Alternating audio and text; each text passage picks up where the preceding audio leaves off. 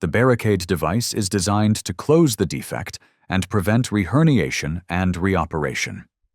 Through a small incision, the surrounding tissue is retracted and laminar bone is resected to create a surgical pathway. Care is taken to retract neural elements until the disc herniation is exposed. The surgeon removes the offending disc fragment, identifies and prepares the annular defect, and confirms an unimpeded trajectory. The surgeon then selects a specialized tool to measure the width and height of the annular defect.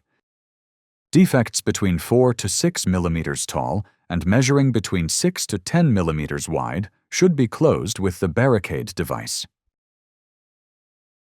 The surgeon will then use a trial to confirm access to the disc space and ensure a proper angle of insertion. The barricade device is then positioned with the polymer component entering the disc space, while maintaining a slightly divergent trajectory for the titanium anchor.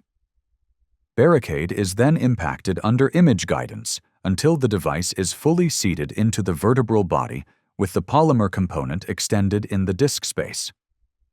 When positioned correctly, the device is designed to close the annular defect and is proven to reduce reoperation for reherniation by 81%.